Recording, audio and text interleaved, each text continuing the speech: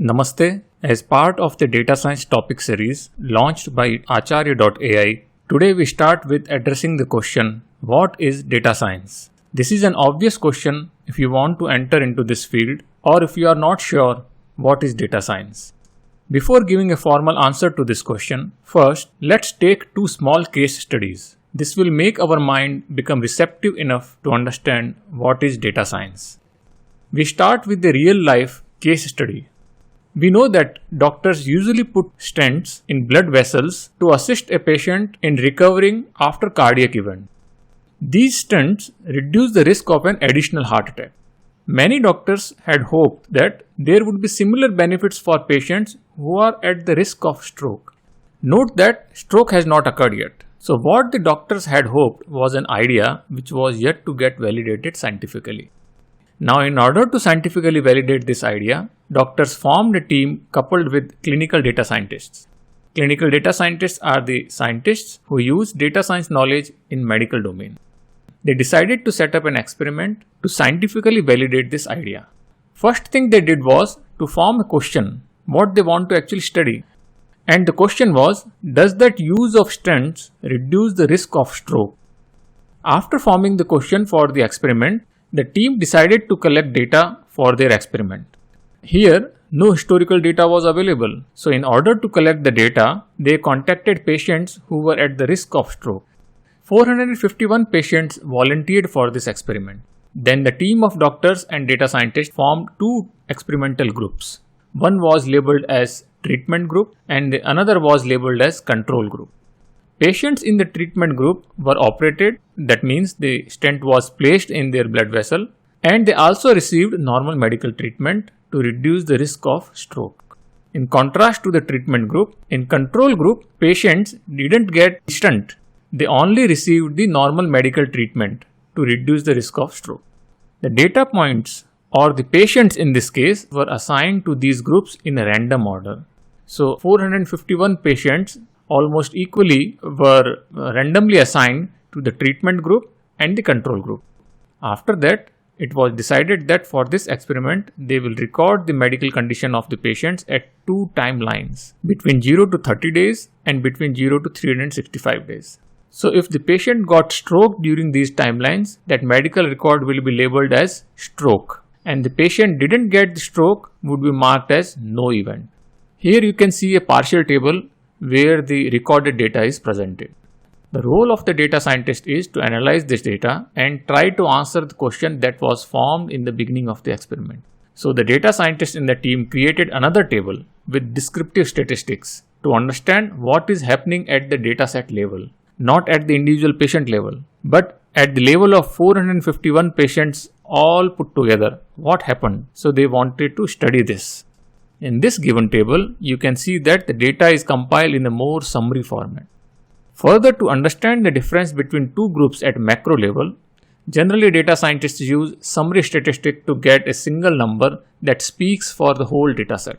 Following are the summary statistics that the data scientists got, and this data tells an important difference between these two groups, that is the target group and the control group. If you see carefully, you will find a surprising result here. 8% more patients in the treatment group, that is the group which got stent, had stroke compared to the patients in the control group which didn't get stent. So this is contrary to what doctors expected. But a closer look at this summary statistic reveals that this 8% difference is not that high, and it could be just by chance that more patients in the treatment group got stroke. To rule out the possibility that the difference in the results of treatment group and the control group is not due to chance, further analysis would be necessary, and therefore a hypothesis test should be conducted. So in this case study, we noted how data scientists use statistical data analysis to scientifically validate or conclude a given assumption. Now let's take another small case study where data scientists want to automatically classify images of two different types of animals using machine learning. Here, the purpose is purely to give a sense of understanding of machine learning process and terminology. In figure 1, we see 6 images of cats in the top row and 6 images of dogs in the bottom row. Each image has a label, whether it is of a cat or a dog. Our task is to come up with a model which can automatically classify a new image of a cat or a dog. The data that is available to us is called training set. In figure 1 you see 6 images of cats and 6 images of dog. This is a training set for us. Such a labeled training set is not big.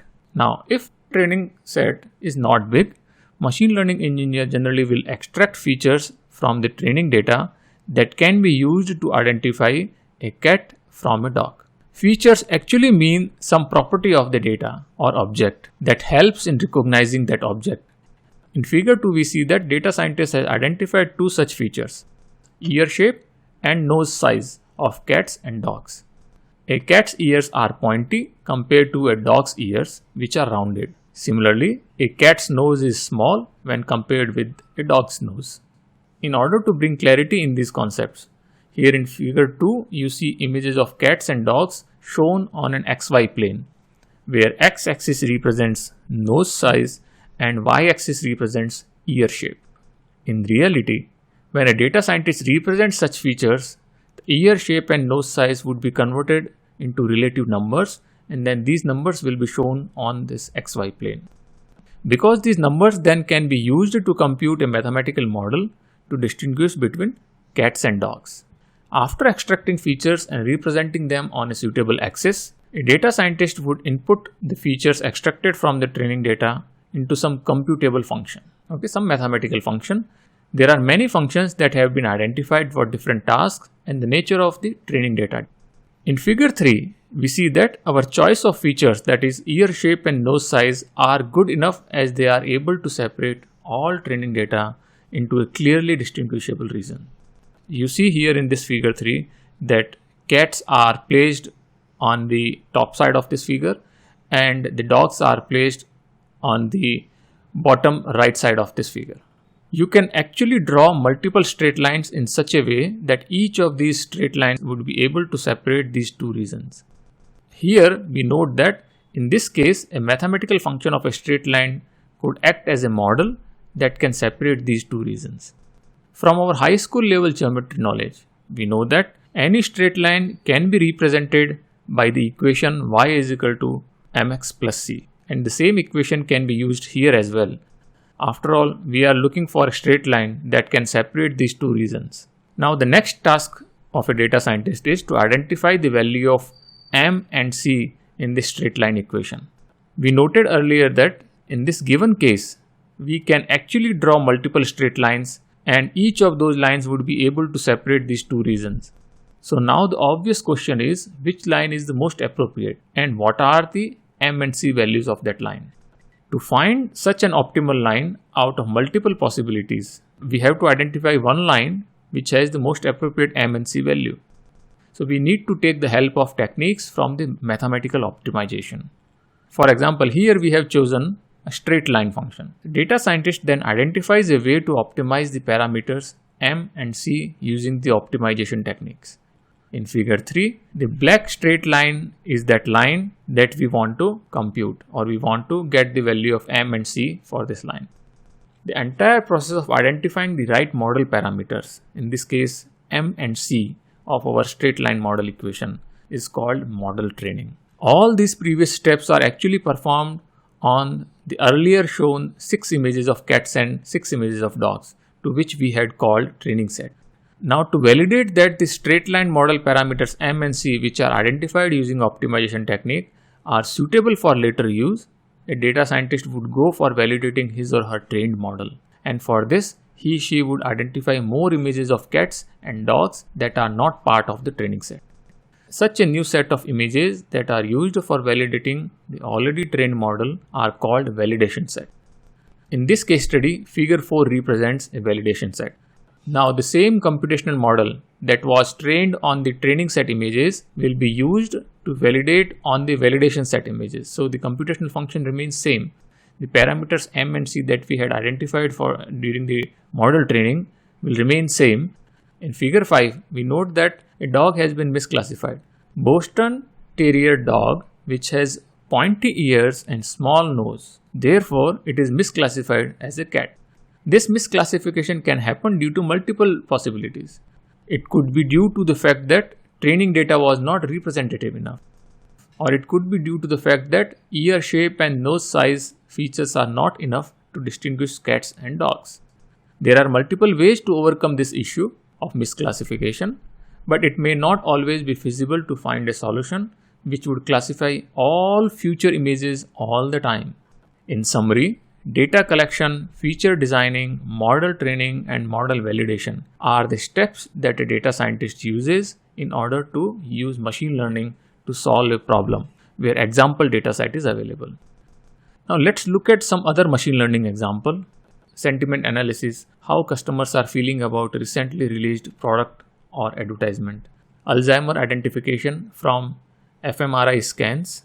Object identification, identifying leaked or broken boxes on a factory conveyor belt. Speech recognition, object identification in video data.